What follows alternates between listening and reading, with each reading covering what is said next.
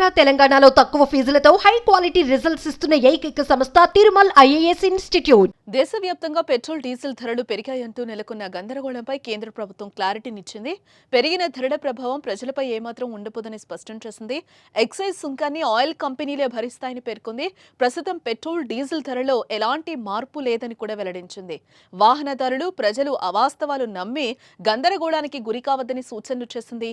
తాజాగా litre petrol diesel పై excise డ్యూటీని ₹2 పెంచుతూ కేంద్రం ఉత్తర్వులు జారీ చేసిన విషయం తెలిసిందే.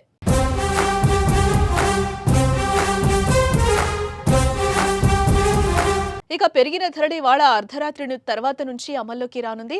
కాగా ప్రస్తుతం హైదరాబాద్ నగరంలో లీటర్ పెట్రోల్ ధర ₹107.46 పలుకుతోంది. ఇదే సమయంలో డీజిల్ లీటర్కు ₹95.70 వద్ద ఉంది. అయితే పెంచిన ధరల కారణంగా వీటిలో మార్పు వస్తుందని వాహనదారులు భయాందోళన వ్యక్తం చేస్తున్న నేపథ్యంలో పెంచిన రేట్లు వాహనదారులపై ప్రభావం ఉండదంటూ క్లారిటీనిచ్చింది కేంద్ర సర్కార్.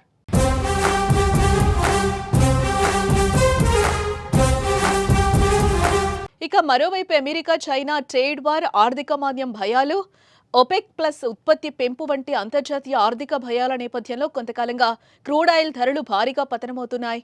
వారం వ్యవధిలోనే సుమారు $10 వరకు తగ్గి ఇప్పుడు 3 ఏళ్ల కనిష్ట స్థాయికి చేరాయి.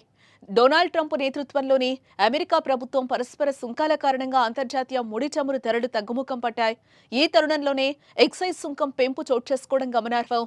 అంతర్జాతీయంగా చమురు ధరలు తగ్గినందున ఈ అదనపు భారాన్ని చమురు సంస్థలు సర్దుబాటు చేసుకుంటాయని కేంద్రం ప్రకటన చేసింది.